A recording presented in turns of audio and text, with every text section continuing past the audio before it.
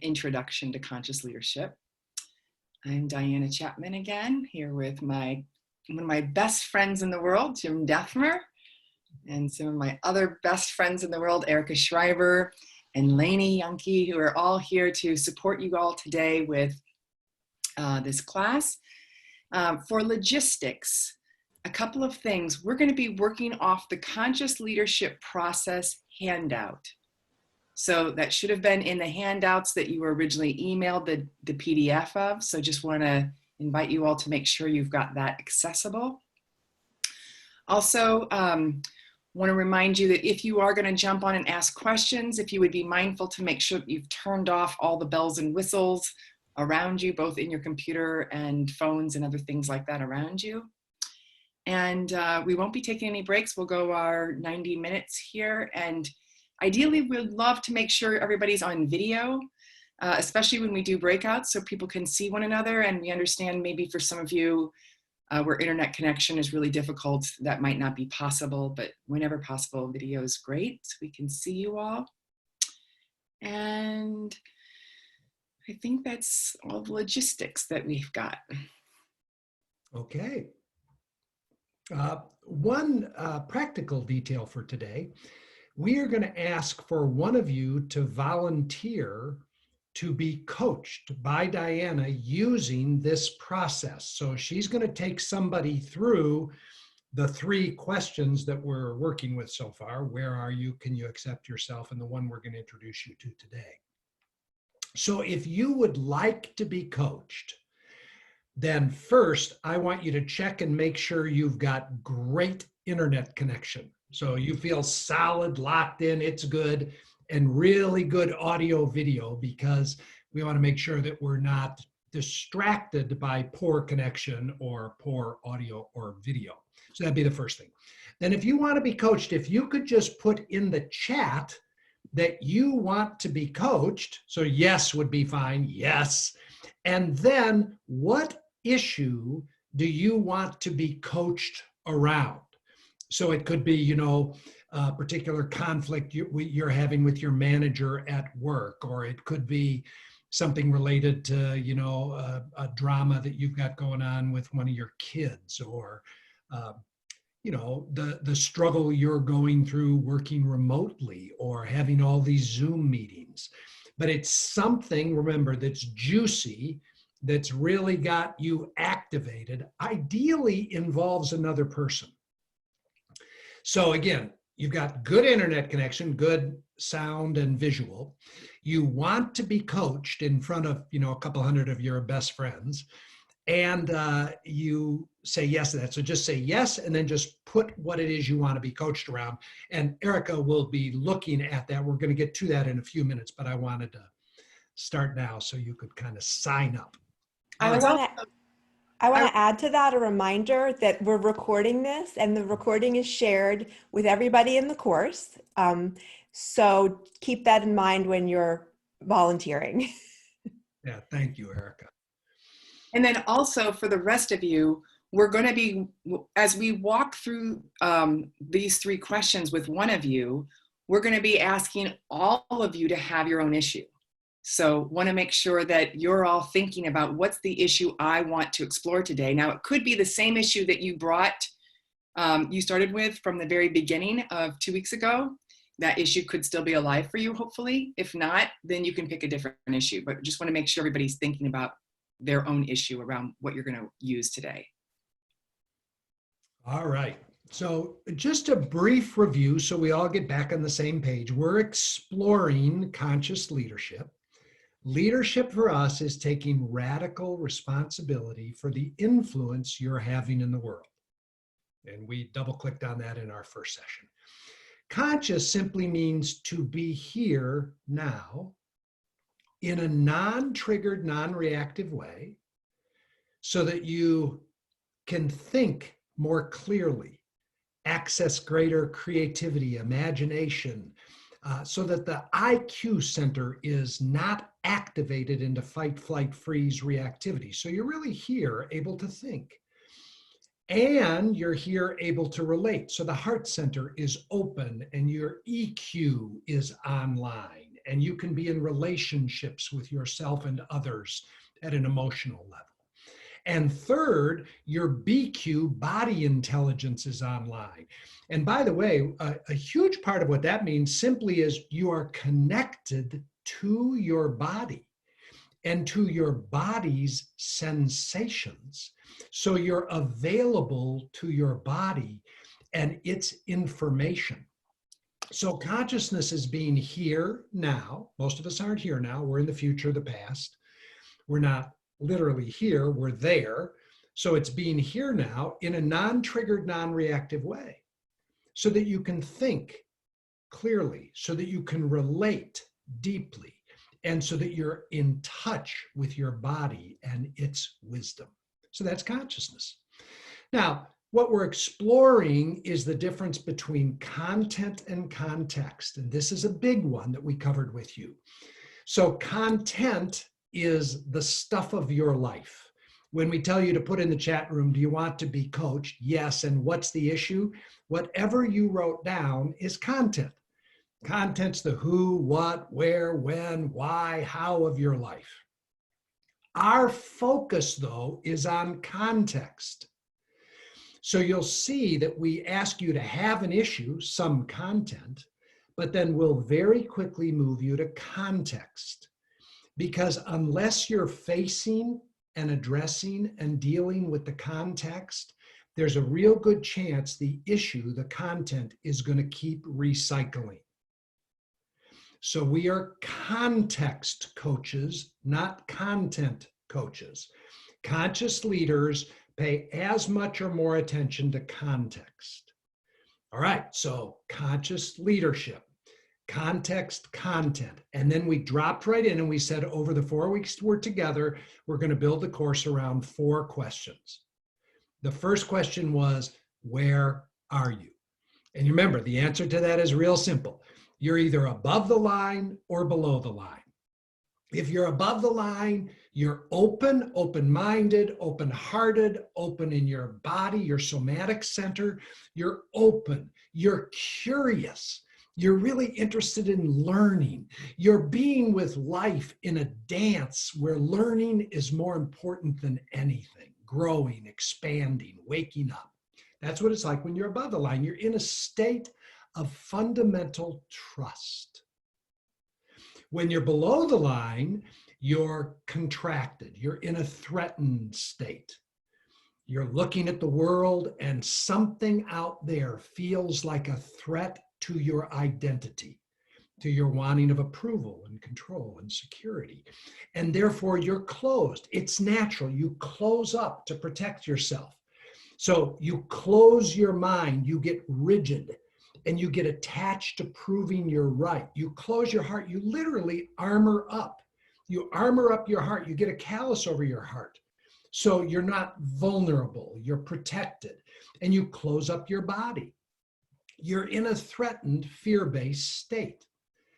And we're saying the way we want to play this game is for now, it's either or. You vacillate a lot, you go back and forth, but the first key to being a conscious leader is to have the self-awareness to be able to pause and ask yourself, where am I? Am I above or below the line? And that requires some degree of mastery.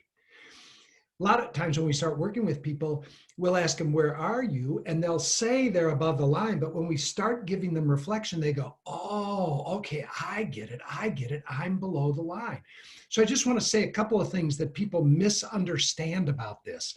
One thing is people think, if I'm happy, I'm above the line. If I'm sad, I'm below the line. That's not true. You can be happy and be below the line. The key is that when you're below the line, you have outsourced your happiness. The locus of control, like we talk about in psychology, is outside of you. So I could say, where are you? And you'd say, I'm above the line. I'm happy because it's a beautiful sunny day. You're still in victimhood because you've outsourced your happiness to the weather, And the cause of your happiness is your belief that the weather is cooperating with what you think should happen in life. You follow me here? Because all I have to do then is call you back the next day and I say, how are you? And you say, I'm angry because it's raining and cold. That's the same consciousness. In both cases, you've outsourced your peace, your equanimity, your happiness to the circumstances of your life. This is a real important distinction, because when we start working with people, they go, where are you? I'm above the line because I'm in a good mood. Nope, nope, nope. Above the line is open, curious, and I can be sad above the line. Where are you? I'm above the line. Great, tell me what's going on. I'm saddening myself. Notice the funky language. I am the locus of control, and I'm choosing right now to believe stories about the world that are making me sad. But I'm taking responsibility for saddening myself. I'm not blaming someone else or something else for making me sad.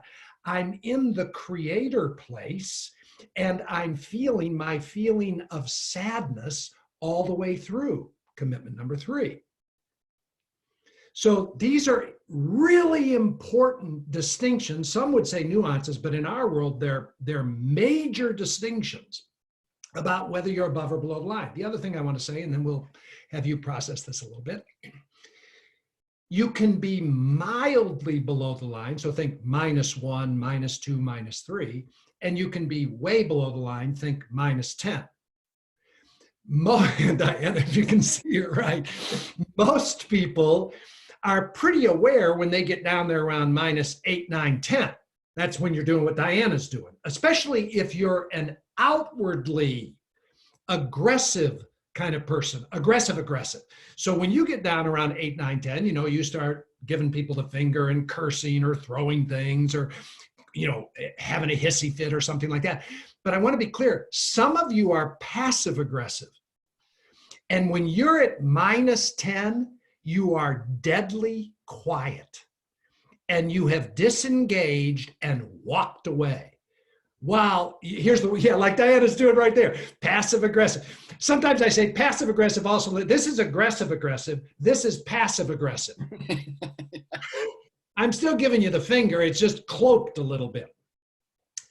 So when we say to people, where are you? Until you've developed more and more self-awareness, more and more skill at locating yourself, you don't notice that you're below the line unless you're like at -5, 6, 7, 8. The deal is, you really start to play this game with some mastery when you can notice when you're just at -1 or -2, which looks like just a little bit attached to one of your beliefs and believing you're right about it. It looks like being just a little bit repressed in feeling a feeling. You're just not willing to be fully alive and feel your feelings. It's like just having a little tiny withhold. And here I'm moving through the 15 commitments. I'm to commitment number 4.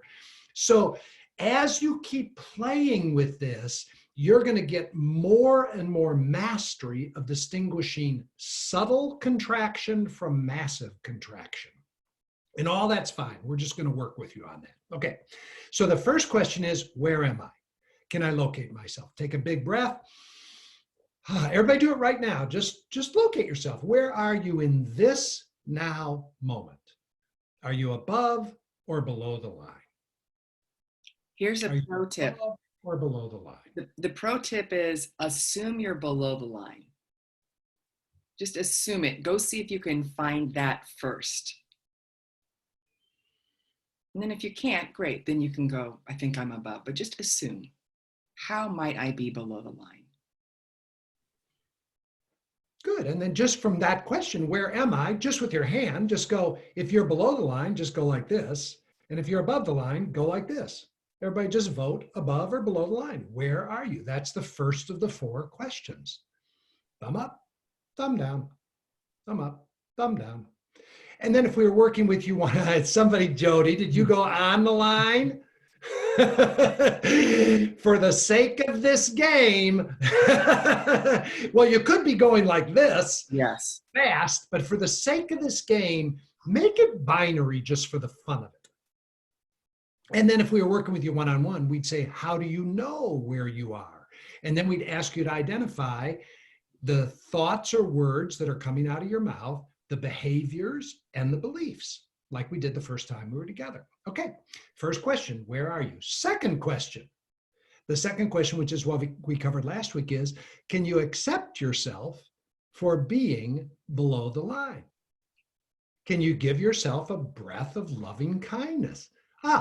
Today's Monday and I'm below the line. Yeah. Remember, we went deeper. We said whenever you're below the line, you're in a threatened, fear-based state. So we said, can you accept yourself for being scared? Can you remember we talked about finding the scared little one. Usually when you're below the line, there's a persona or an identity that is young, that is contracted. It's just scared. Can you give that part of yourself a breath of acceptance? Oh, sweetheart, you're just scared. Even though you're a big, powerful adult, and when you're below the line, you're showing up more like the Wizard of Oz behind the curtain, and there's a lot of energy, and woo, but underneath, there's just fear. So the second question is, can you accept yourself for being just where you are? Now, we said it's quite possible that the answer is no. And that's great. Then you just say no.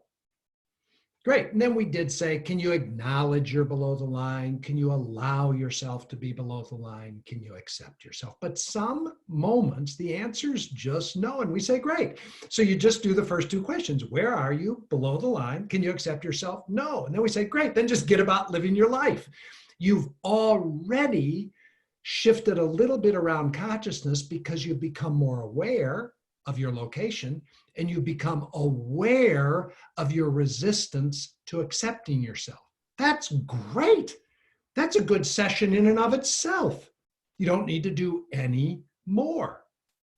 But if you can accept yourself, today's Monday, I'm below the line around such and such, and I can accept myself. By the way, I want to clarify here too. We're not asking, can you accept the situation?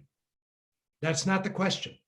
And the question is, can you accept the person that you're below the line with or about? We're not asking that. The question is very specific.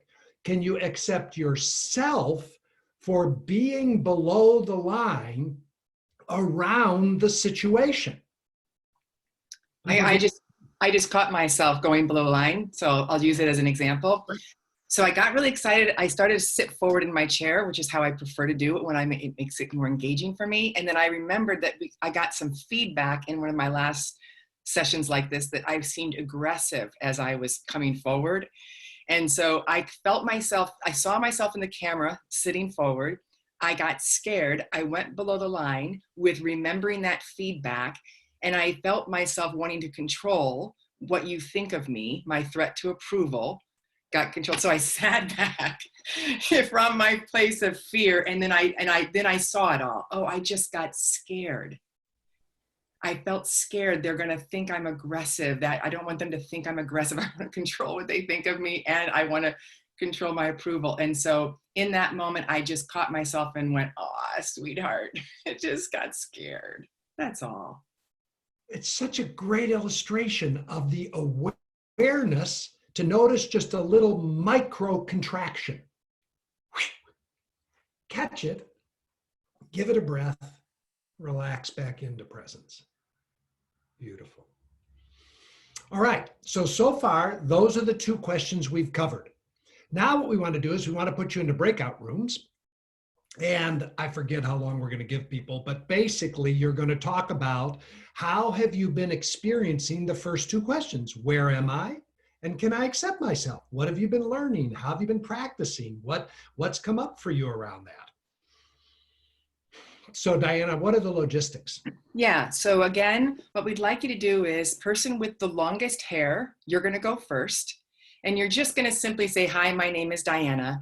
And you're going to get about 90, let's see how many people. Yeah, you're going to get about 90 seconds to just share, here's what I'm noticing about the first two questions. And just as Jim said, how are you practicing or what are you learning? So everybody's going to get a chance to go around, and make sure that you switch when the screen asks to switch to the next person, and just go to the person with the next longest hair. Okay? And if there's a tie, somebody just jump in and grab it. All right. So Lainey's going to put everybody into groups of 3 and/or 4. So we'll give you all an opportunity to check in and see how's this going for you so far as you're exploring, where am I and can I accept myself for being just where I am?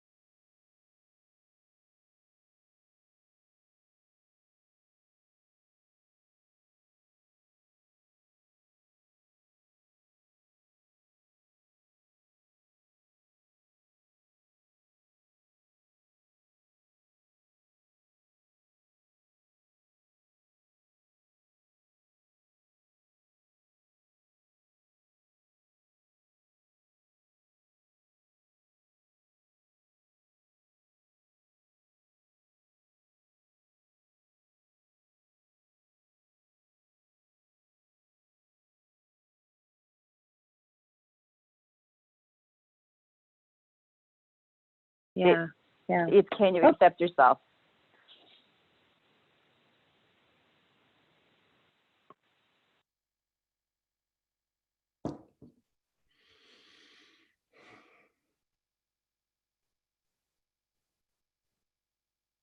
I'm muted. Now we want to open up for questions. Erica, can you pick some questions for us to explore?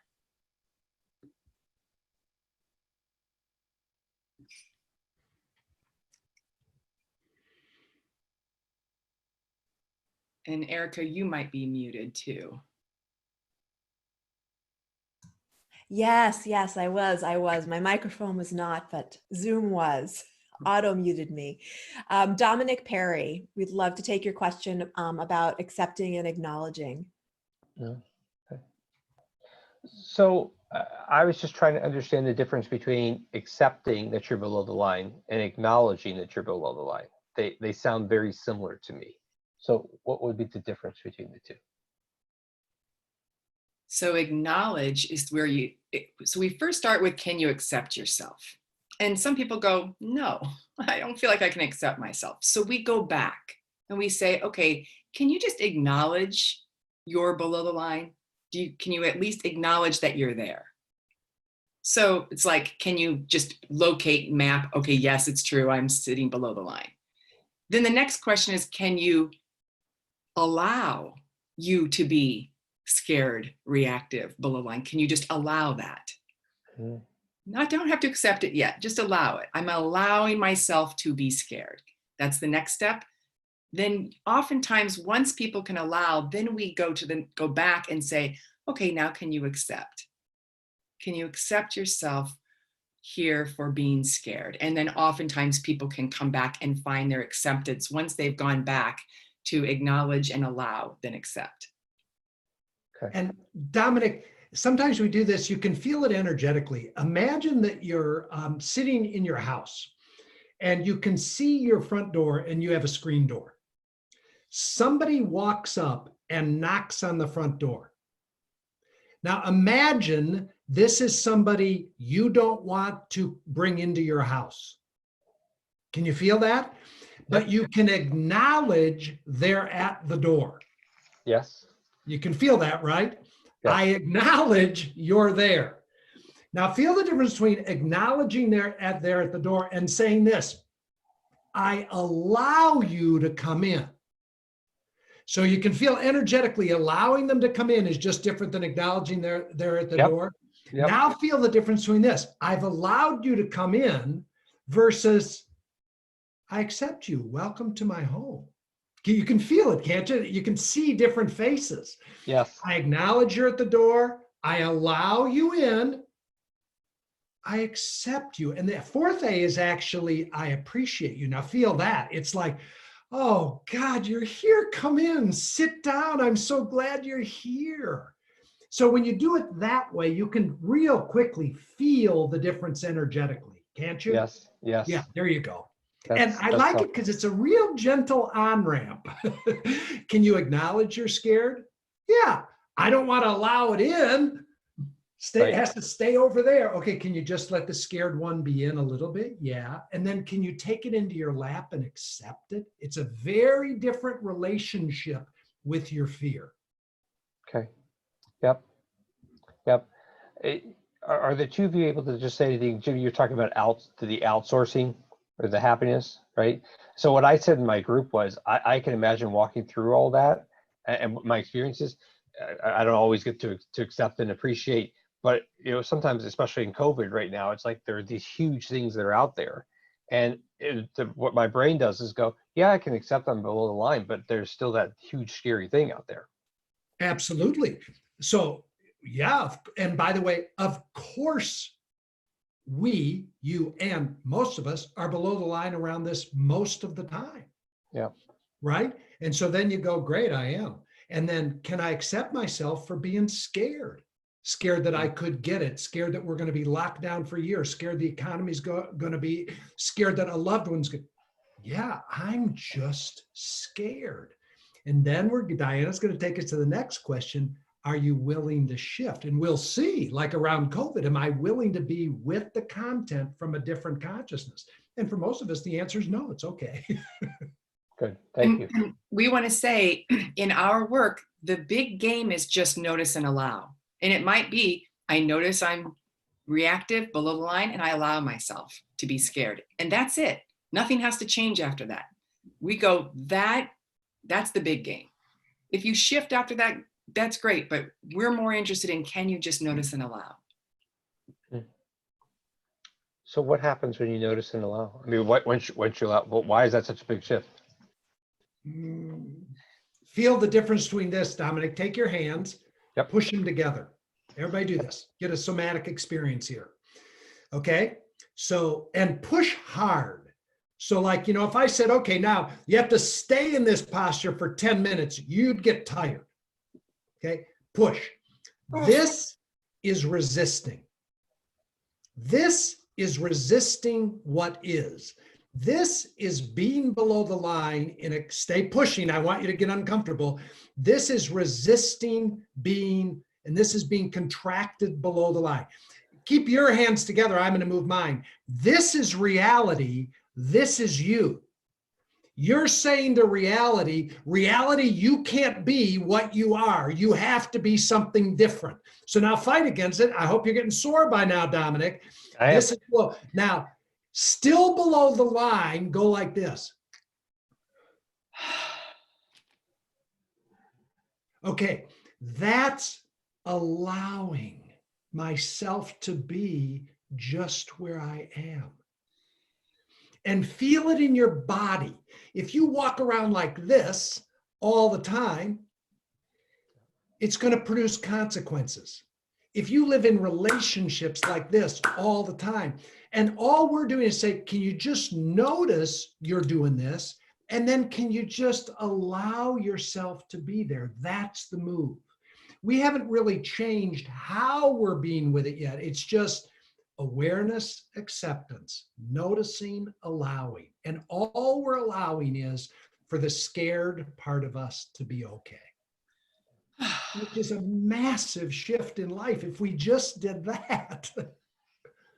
And then also, if we did that with everybody else out there who's reactive and below the line, if we could notice that they're below the line and accept them for just being scared.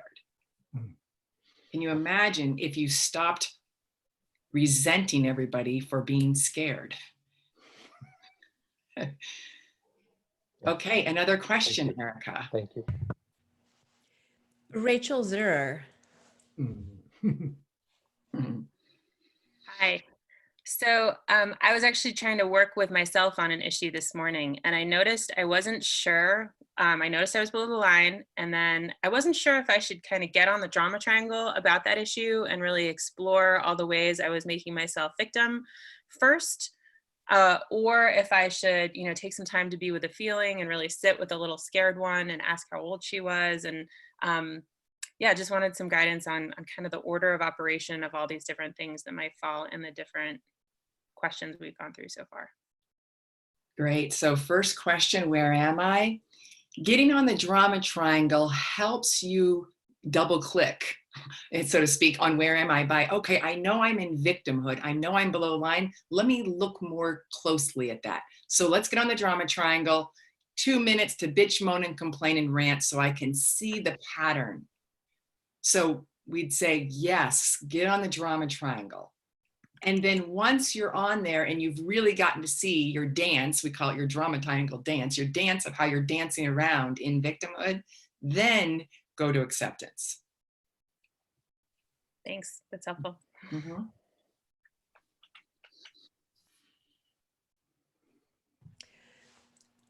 Next question is from B-S-T-A-N-K-A-V-A-G-E.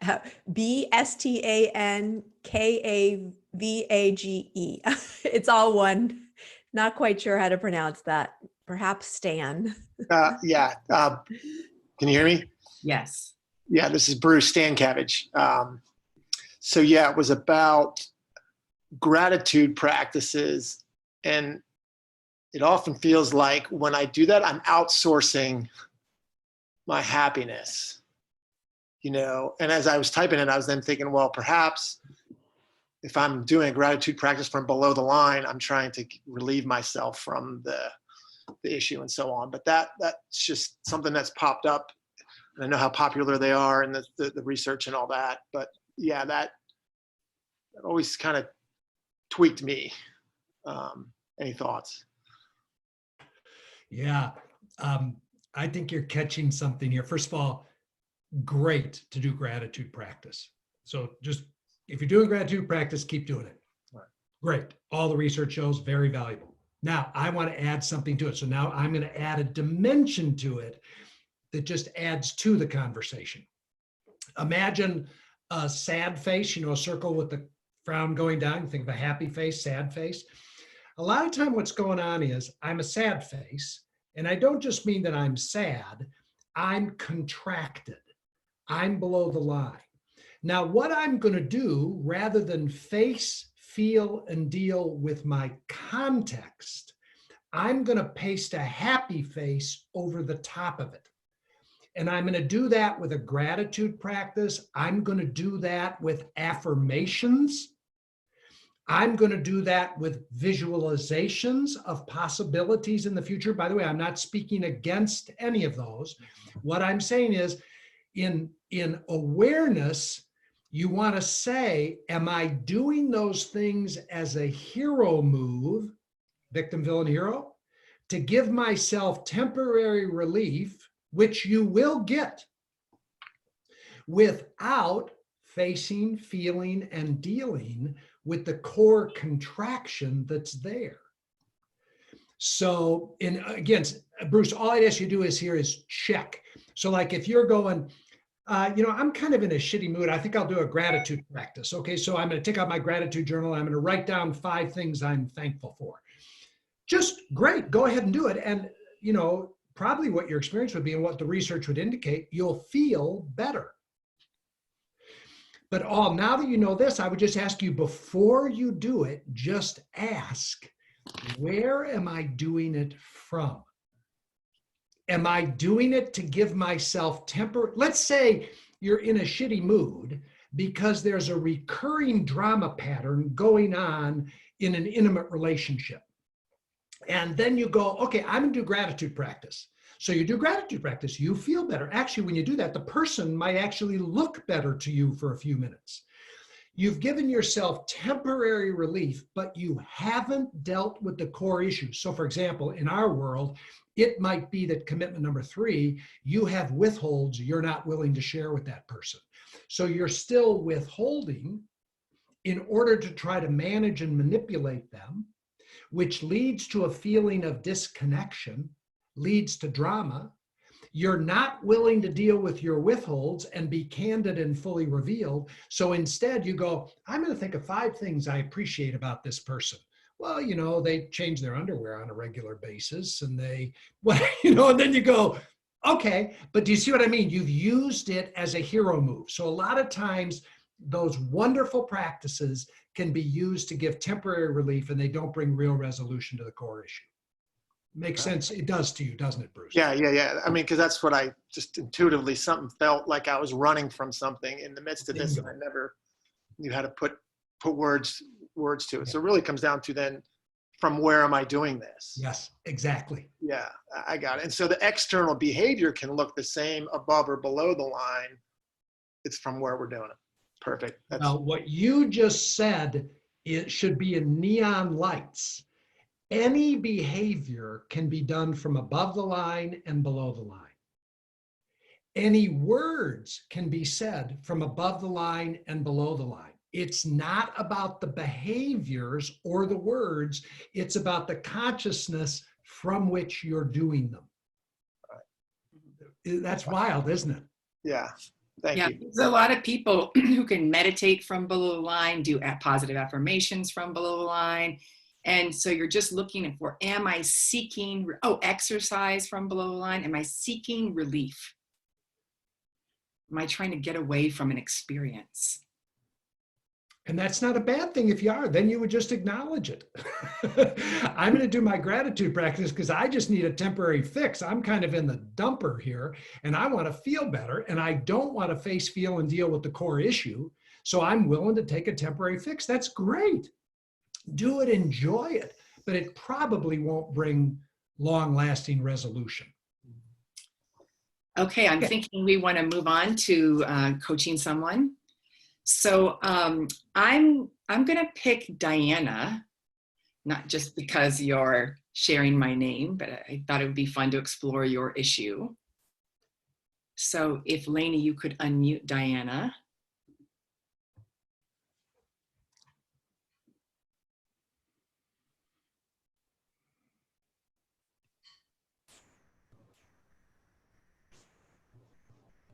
Hello.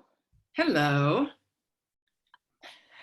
So my issue is, well, I find myself being below the line with most everything. But a specific situation, is when I'm there, after we've gotten to the point where I've acknowledged that I'm there and I've accepted that I'm there, I have a hard time figuring out how I can, achieve the thing that I'm wanting to, that I think I want to achieve, Okay, in so a way that's effective.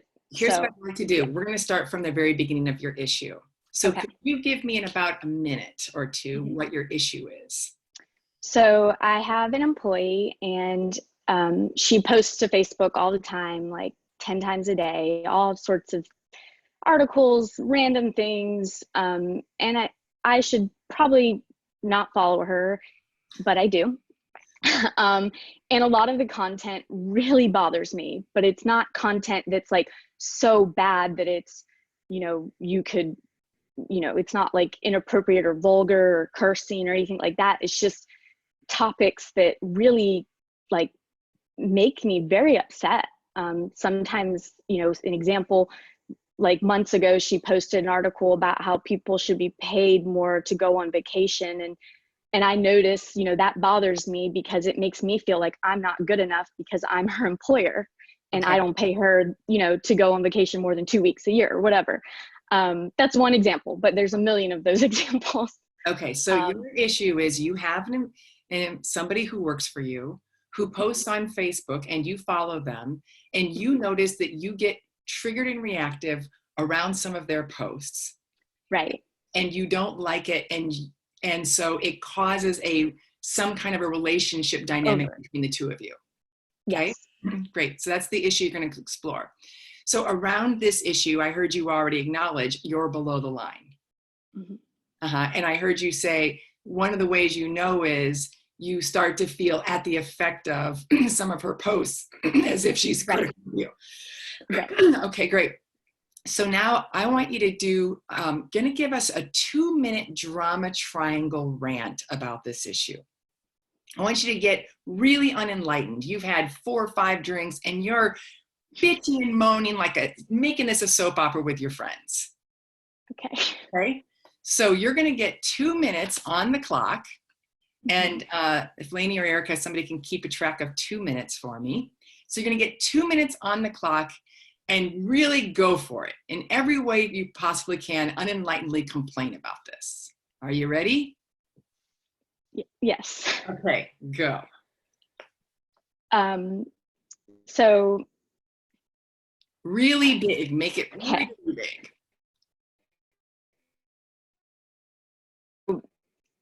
She thinks that she knows everything. She, posts literally every storm, every disaster, every, sorry, my internet's unstable. It's not connecting. I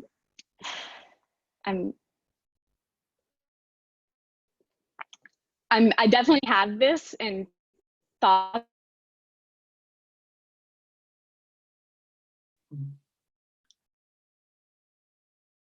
Okay, so it sounds like you've frozen up. And this is what happens sometimes with technology. So I'm going to just check myself right now. I just noticed I got a little scared. Uh-oh, had the thought, there's a threat here to being able to offer support to everybody in the group. So just gonna catch that. I feel myself that wanting to control something that is out of my control.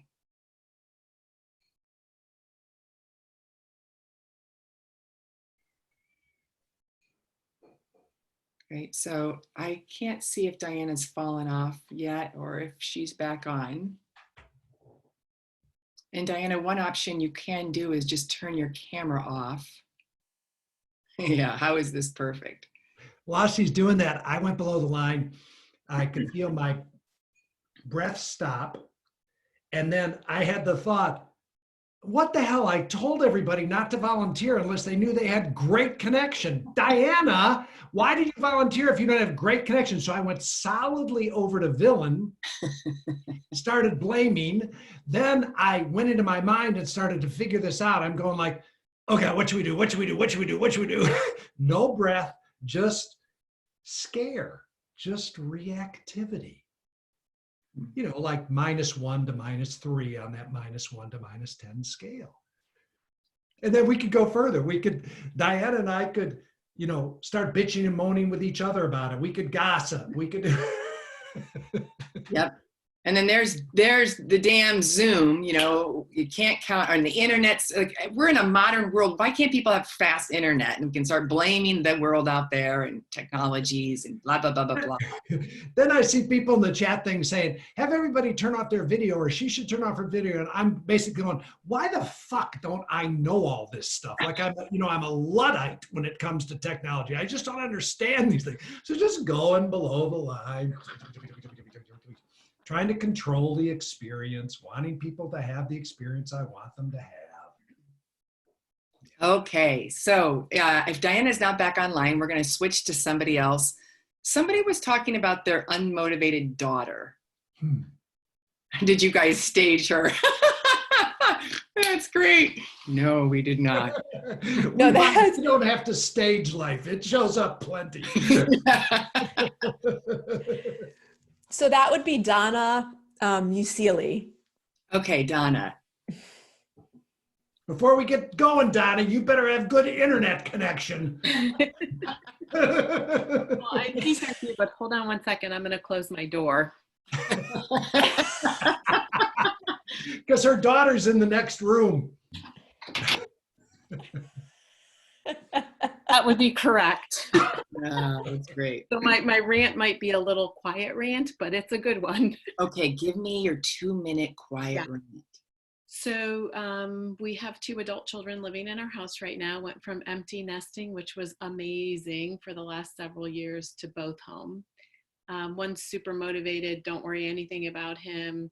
The other one is everything that she loved about her life has been taken away from her right now. And the only thing left is the actual work, and it's online, and she's miserable. Okay, I want you to make it even bigger. Okay, I was just More telling you the critical. situation so I can. So Oh my God, she is like the most unmotivated person. I can't believe it. You know, let me hear it. drives me frickin' crazy. I get up every morning, I get dressed, I showered, go to work. I work long days. I'm running 2 jobs, and I cannot believe that she can sleep till 11. I did laundry yesterday, and I asked her to take her stuff out of the dryer so I could put my wash in the dryer. When I was done, I was on a conference call moving stuff from the washer to the dryer, and her stuff is still in the dryer. And I went crazy and lost it. And it's like, what the fuck? I can't believe you can't do this.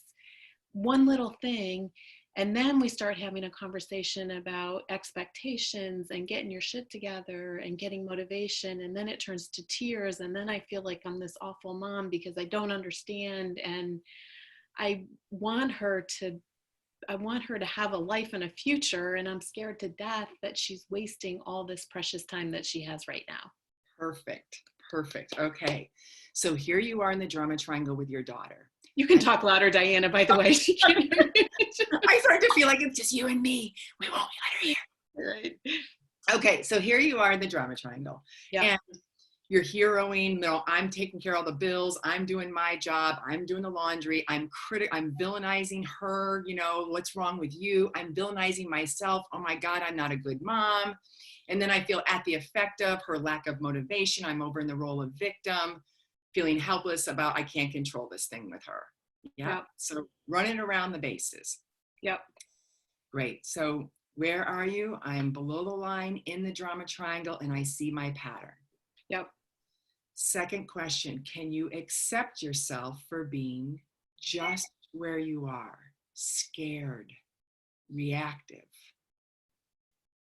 Can you accept this scared one? It's funny, as you were saying that, I found myself taking a deep breath and sort of relaxing into it.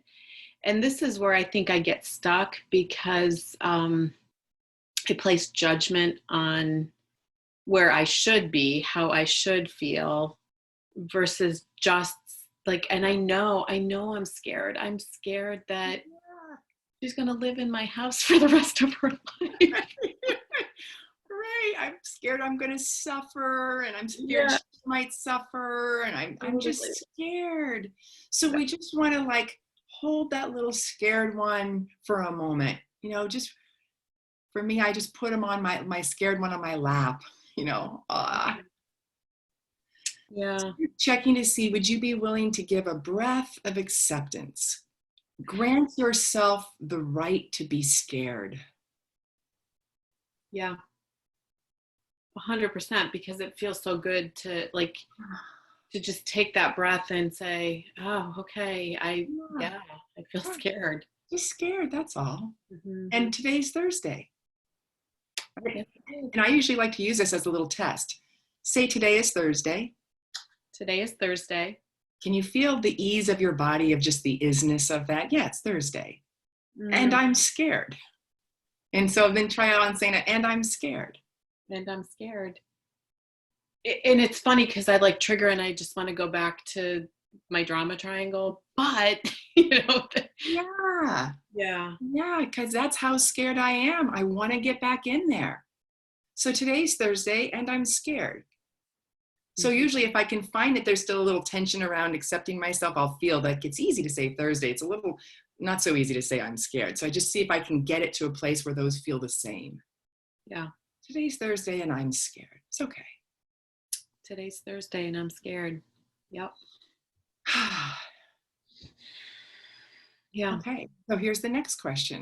Are you willing to shift out of this reactive state, shift out of the threat, out of being right, out of wanting to control, and shift to a state of trust, to getting curious, open, learning?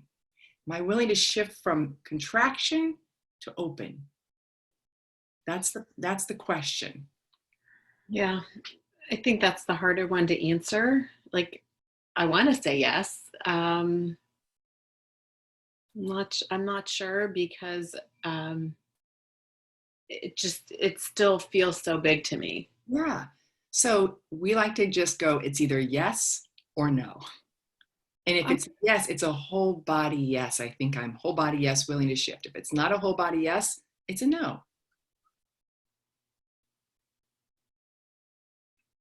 You get to just pick right now which feels most true for you.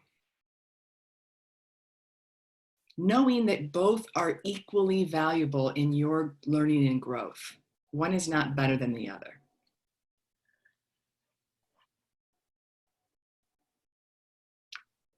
I'm going to say no. Yeah, well done. Yeah, hell no, I'm not shifting. I am so right. She should be motivated. Of course. But I really want to say yes, because and I guess this is the hero in me, I really want to help her and I really want to see her get out of this. It is the hero and great self-awareness that you can see that I'm here to help her. She needs help. She's somebody who I see through my heroing eyes as needing help. Mm-hmm. Great. So whether you say yes or no, you still can learn a whole bunch here through this next process of asking a series of willingness questions to see if you're willing to shift. So we call this, we're going to map the territory. Maybe there's some places you're willing to shift and some places you aren't. And that will help you look to see where you could continue to explore. Okay.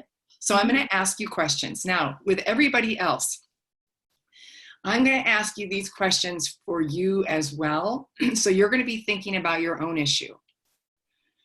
Ideally, you have an issue that you're below the line around.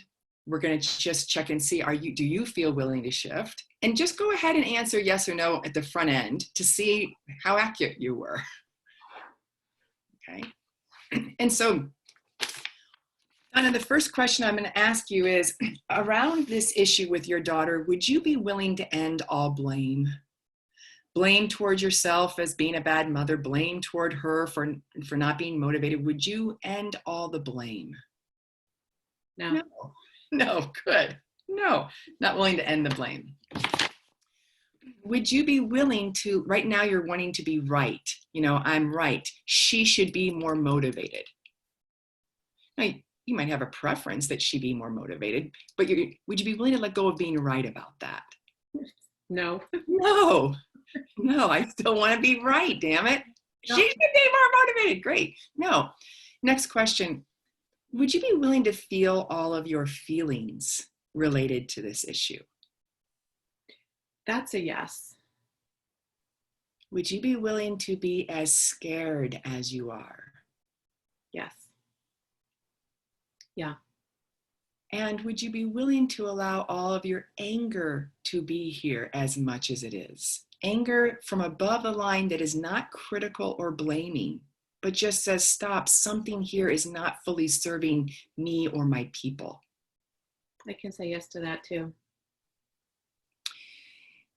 So it would be a little challenging, I would think, to feel that anger without blame if you're still wanting to be right. True. Can you see that? Yeah. So my thought is there's some clean anger that you're not yet available to access that could actually be in service of shifting this pattern. Yeah, I'm not sure what you're saying. Can you say it differently? Yeah, anger from above the line just says stop. Not critical, not judgmental, stop.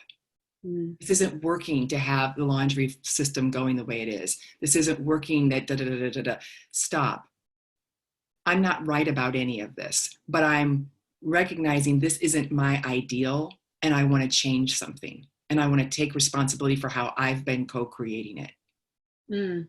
Until you can end blame and stop being right, you're not going to be able to access that power, that clarity.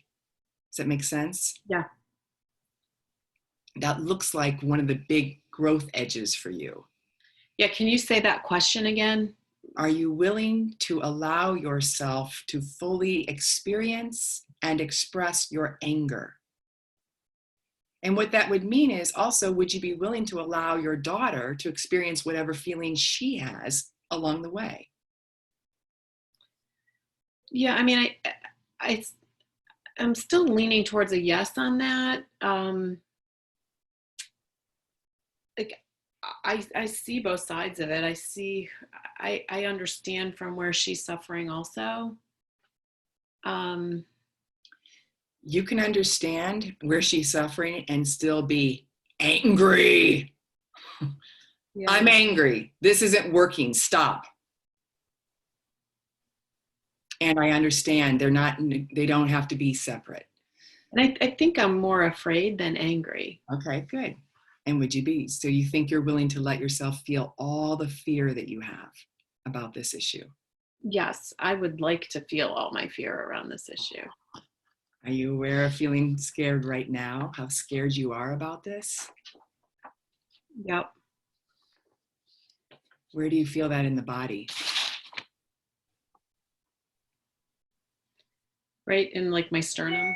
In your sternum here, And are you willing to allow all that sensation to be here in your body right now? Because when we ask these questions, are you willing? We're asking not, I might be willing. It's, are you willing now? Are you willing to let all the fear be here in your body somatically? Yes. Be as scared as you are. Yeah. In fact, I feel it even like tense, it's like starting to pound now. Yeah, beautiful. Using your breath to welcome that fear.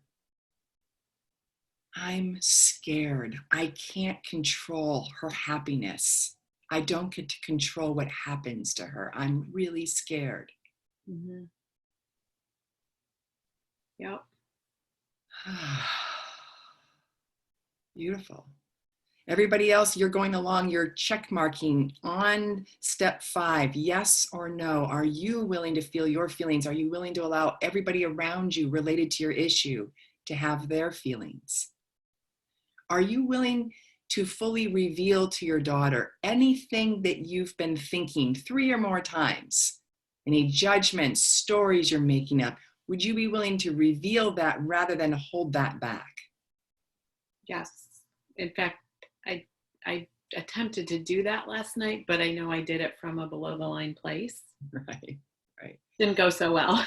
No. Yeah. No. Okay, so you say you're willing to reveal, but you're recognizing revealing without taking responsibility is just going to be venting on someone doesn't go so well. Great. Mm-hmm. Are you willing to end all your gossip related to this issue? Meaning you don't talk to other family members anymore about her, that you wouldn't say directly to her, none of your friends, no more talking about her. In a way, we define gossip as in a way I'm talking about her in a way I wouldn't if she were in the room, and in a way that makes her less than. Mm-hmm. Would I be willing to end all gossip related to this issue? Yeah, I mean, I think the first part is like anything that I say to anybody else, I would say if she were in the room.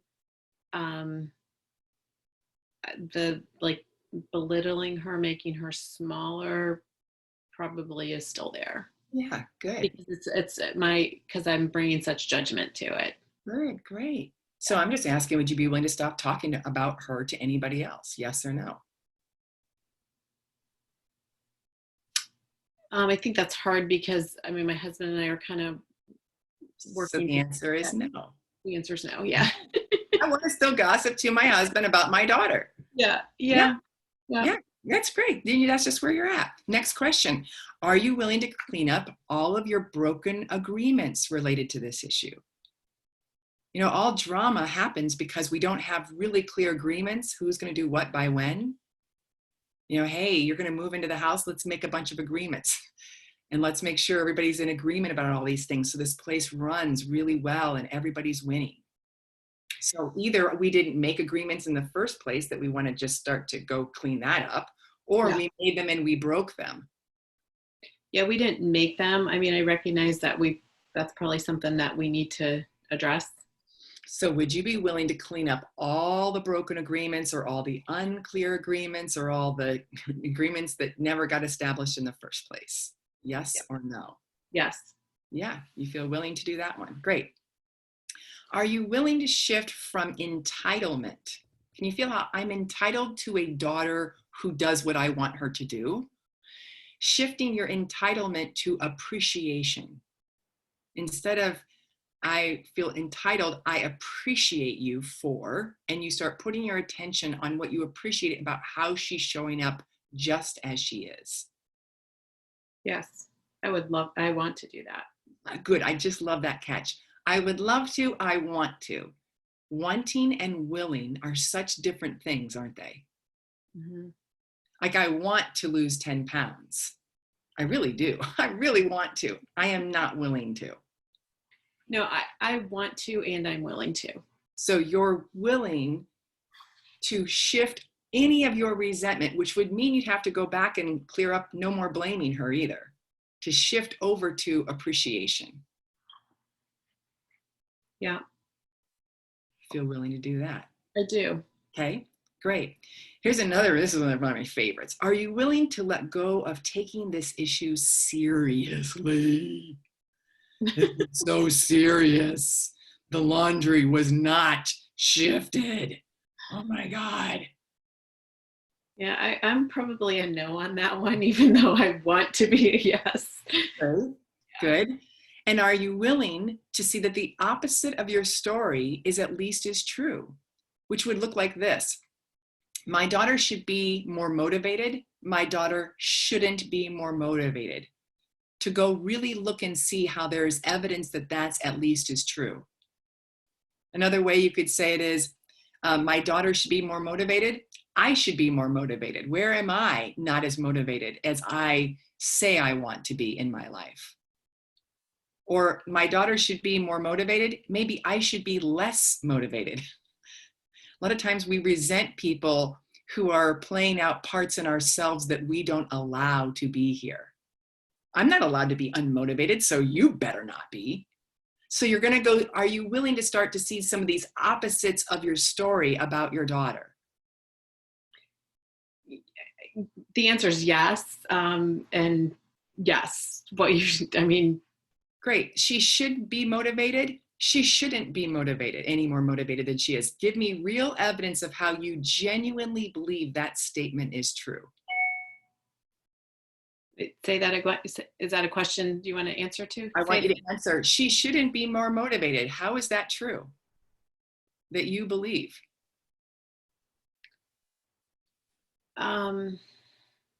I think what I was responding the yes to was more, I'm willing to look at myself, like that, that struck a yes as like, I do want to be less motivated. That's part of my journey right now. So, but I'm not sure I can answer yes to how she shouldn't be more motivated because I still think she should be. So, so I can see some opposite, but not all, not the core one. So then you'd say, no, not willing to see this core, especially the core one.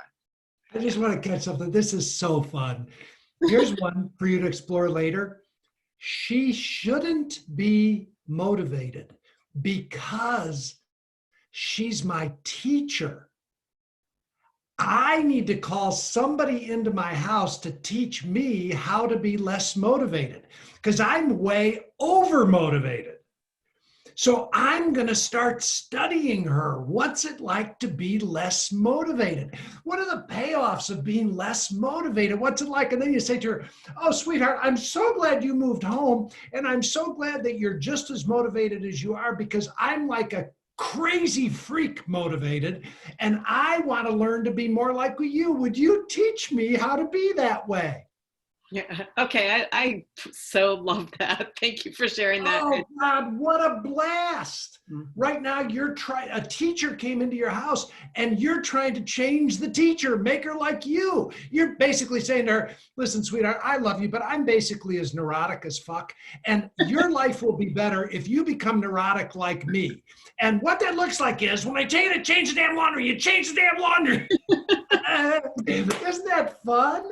That's super funny, and it also like goes back to the question of, can you make this playful and have fun with it, right? Because it has to be so serious. Yeah. Yeah. I want to catch, and it's funny still to go unwilling, which is where Diana's headed. But I just want for everybody else to get, a lot of times, like Diana said, the person we're complaining about is actually there to be our teacher for a part of us that we have disowned. You over-indexed motivated. Yeah. I give you the assignment. What does it look like for you to become a slob? I would just love to see, like next week, I want you to show up totally slob-like, totally unmotivated, just slumped in your chair, drinking a Bloody Mary at 9 a.m. That'd be so fun. Anyway, or go the other way and go, honey, look, you just like me. If you could just get your coffee, make sure you keep going over, this is the way, if you could live this way, you're going to be so happy. Look at me. Look how happy I am and all of the overdoing that I'm doing. This is the way we should live our lives. So this is so beautiful. Thank you so much. I love it. Yeah. Thank you for that. Oh God, I'm such a good mother. You definitely want to follow my footsteps. Okay, so here we are. Around your questions, we've asked all of you to check mark yes or no, yes or no. So one of the things we're already seeing in Donna is, let's say here's the line. You started out, Donna, down here, way below the line. Now you're starting to come up. They're starting to find a little funny. You're starting to get a little curious. You're still below line, but there's a openness starting to happen. Great. So that's one of the values of mapping the territory. Even if you know I'm not going to shift yet, you at least start to build some awareness and start to have some lightness start to happen somewhere. Mhm. Okay. Now, Diana, can I just say something? Like, what to me, like this process, what's been so helpful, and I think it goes to even what Jim demonstrated with like this, yeah, like, you know, like that's such a gift. And I think, you know, in studying this material, you know, it's not really about where you are, it's about how you're living where you are. That's what I'm taking from this. yes, Like I can be below the line and play with the opposite, which I'm totally going to play with because it's so on the money. And I might not be above the line, but at least I'm marinating in it in a way that it doesn't feel so, I don't have to feel it in my body in such a contracted way. yes, you can play with it. Yeah. Yes. So I had the kid who graduated from college and sat home for 8 months and did nothing. And I would play around with squawking. I'd literally squawk around going, oh my God, you'll die. You'll never have a job. I'd make it ridiculously big, my worry. So I could see how silly, how my threats were all future-based, all in reactivity, and I wasn't actually being here with him. No curiosity, no learning about what's going on. Yes. Yeah. And she keeps saying to me, you don't understand. And I keep saying, but I do understand, but I guess I don't. Now you can go home and go, now you can go home. Now you Yeah. can go, oh, I don't understand. Okay, so you're going to say, how many of you checked yes to every single question? Raise your hands, put your hand out. Yes, I have a yes to every single one. Okay, great. We say often about no more than 80 or 20% will say have their hands up, and that's even less in this group, which is normal. Sometimes no one raises their hand. It's really common that about 80% of the time you're going to find you're unwilling to shift, which is totally normal, human, intelligent, in fact, smart. There's something your system knows that's not yet willing to shift. And we just want to say, we trust the intelligence of your system that says, no, not now. I don't even know why. I don't need to know why. I just trust it. So you're going to just then own, for right now, I'm committed to, and you're going to own whatever the result is that you're complaining about. So in this case, Donna, you would say, my name is Donna, and I'm committed to having an unmotivated daughter. I'm committed to it. And that's a wild thing to try on. I say I want a motivated daughter, but I don't have a motivated daughter. So I'm going to own that unconsciously I'm committed to an unmotivated daughter. How do I know? Because that's the result I'm complaining about.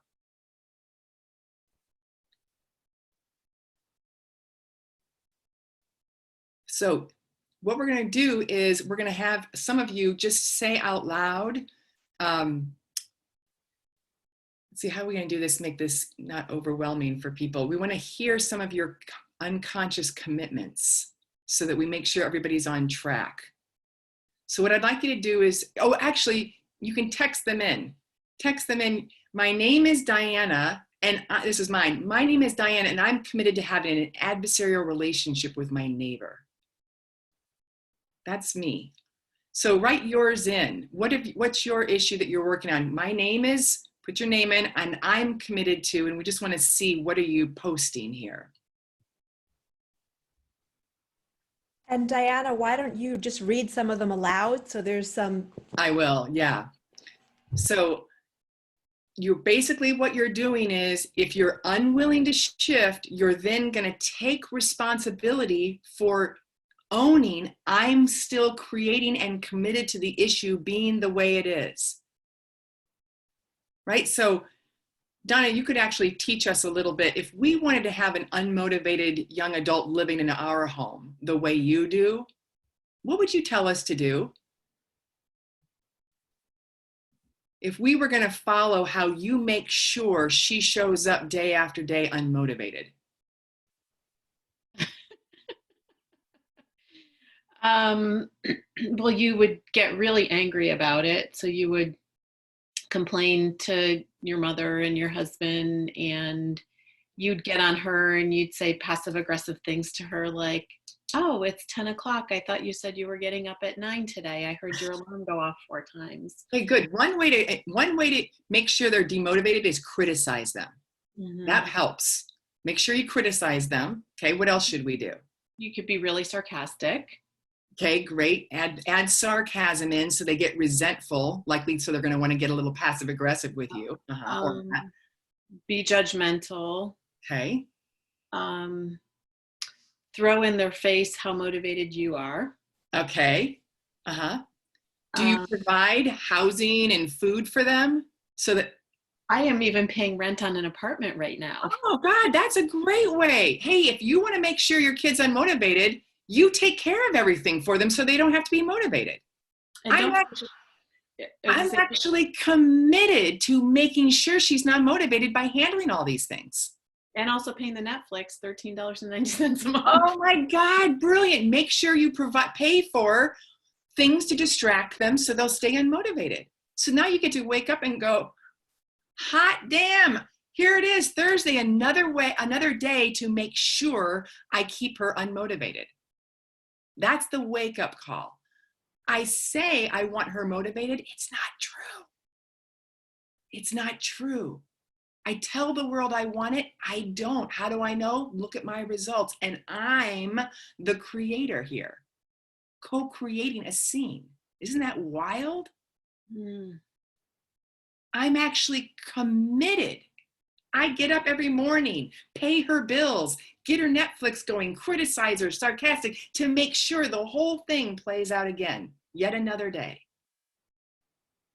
And then I go tell my husband and my mom, I wish this would change. No, I don't.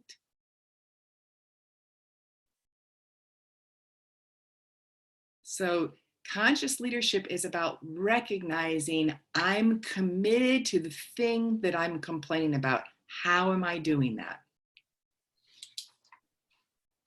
That's such a big statement, Diana. Would you just say that again? That's so powerful. I'm committed to creating the thing I'm complaining about. I'm committed to it. So you could even go tell her, I just want you to know, honey, I'm committed to you not being motivated. I just want to take responsibility for that. Here's how I do that with you. There's the game changer. And there's a reason why, because there's a part of you, we'd call it a persona, that gets all kinds of goodies by doing this. Look how valuable you are. I provide you these things. I'm this person, there's all kinds of goodies you get by keeping this pattern going at an ego or identity level.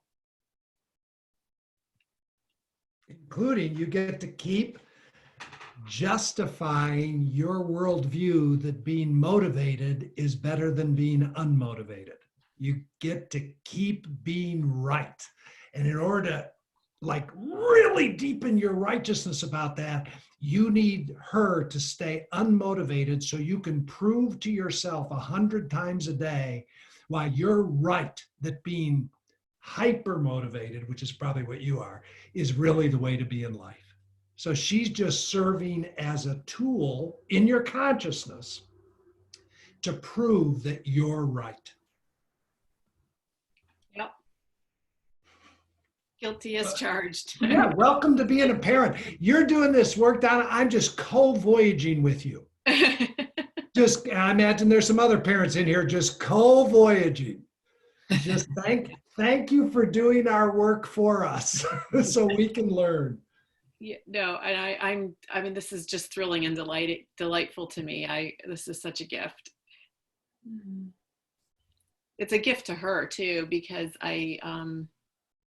it's kind of mean to use her to teach me what my shit is. Yeah, you've got a super motivated one who gets a lot of goodies. She's gotten a lot of value out of working really hard and taking care of everybody.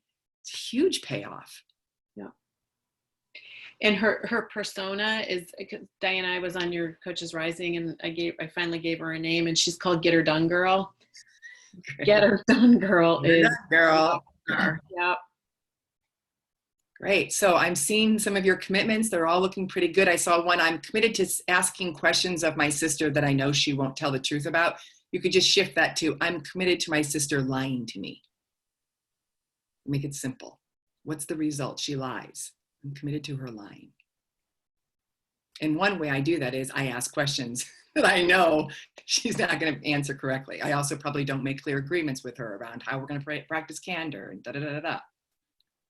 So one practice is, I was asking Donna if she could teach the class. We have that handout. It's in our, on our resources page under commitment number 1. You could download that handout, write your course. How do you create this thing that you say you don't want, but yet here it is?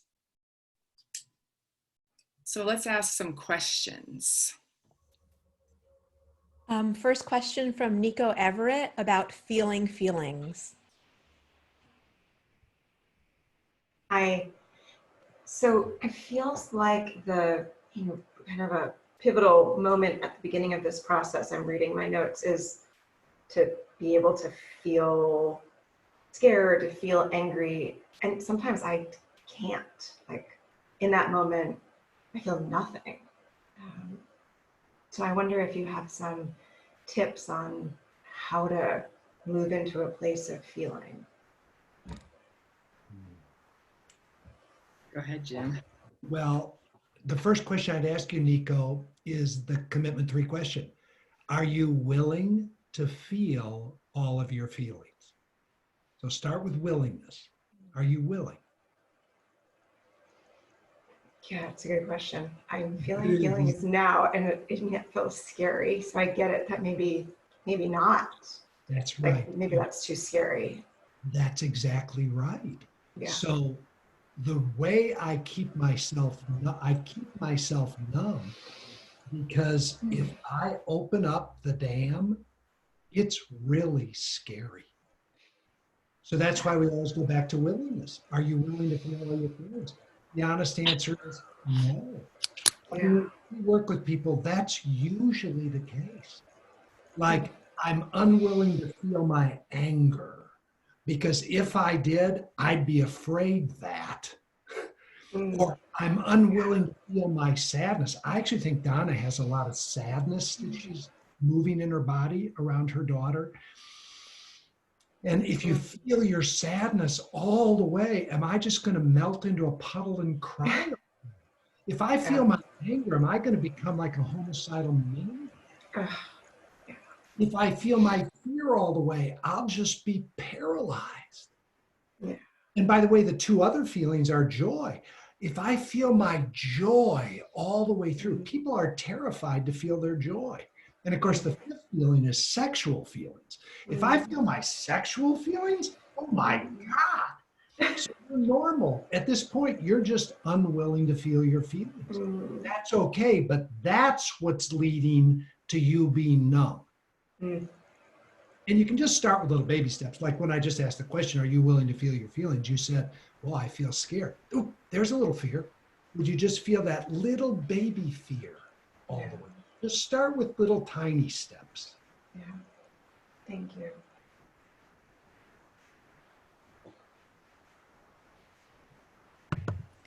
Next question is from Diana Millard about saying yes to wanting to shift, but not knowing how.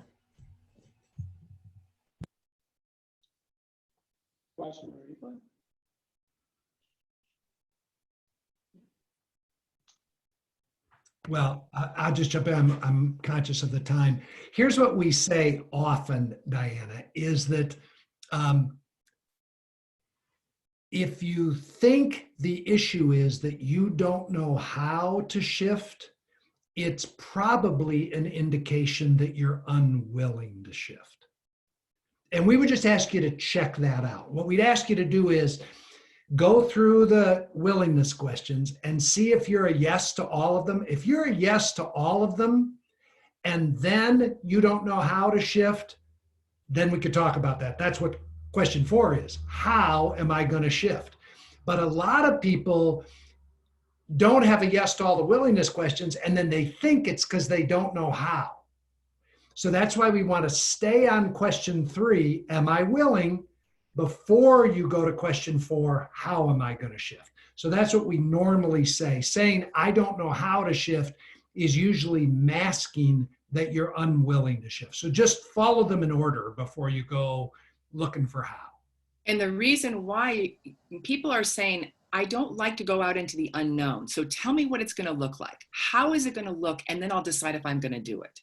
That's the whole, not the point of the game. The point of the game is we're stepping, all of us, when we come above the line, into I don't know. And for most of us, our ego identities hate that place, so they want to go back. So how is often an indication of an unwillingness to explore the unknown. I'll ask this last question on behalf of the person that, again, Sheetal Shah. How did we make the move from no's, yeses, to a willingness to unconscious commitment? I didn't follow the process there. I got to notice my unwillingness, and then, question mark, how do I get to owning my commitment? So the idea is I'm unwilling to shift right now, which means I'm committed to keeping this issue going as it is. So I own that. I own, and we say own your unconscious commitments, because it's like Donna doesn't say every morning, oh, I'm committed to my daughter being unmotivated. She doesn't consciously choose that, but unconsciously, that's what she's choosing. So we're saying you're owning, I'm unwilling to shift, so I'm unconsciously keeping it going. And I claim that as a way to start to wake up to taking responsibility for my results. All right, that's time. Oh, we could just do this all day long. It's so fun. Okay, so practice. Practice looking at all the areas in your life that you say you want to shift but aren't shifting. Start to take ownership. Teach the class. Use that handout. Use that as the practice between now and the next time we meet next week. Anything else you want to say, Jim, about that? Practices? That's a great practice. I just want to make sure we give them easy access to that handout, post it or something. I'm sure Erica and Lainey will take care of that. And then just as you're playing with your life, now you get 3 questions. Where am I? Can I accept myself? And if the answer is no there, then just keep living life. If you can accept yourself like Donna could, then start playing with, am I willing to shift? And we want to say this a million times to you. The goal is not to shift. The goal is to tell yourself the truth. And if you're unwilling to shift, just say, nope, I'm unwilling to shift. Then own your unconscious commitment and teach the class. And now the game is on. I just realized everybody already has the handout. So, so you already have the handout that was in your set of PDF handouts. So use that handout. All right, everyone. Can we unmute everybody and everybody? Unmute everybody and. Thank you. Thank you, Jim. Thank you, Diana. Bye. Thank you so much. Next week. Thank you very much. Thank you. Thank you. What's the name of the handout? What's the name of the handout? What's the? It's called Teaching Your Drama Class. Okay, thank you. Diane, are you able to say a word about what happens when the person that you're frustrated with is yourself?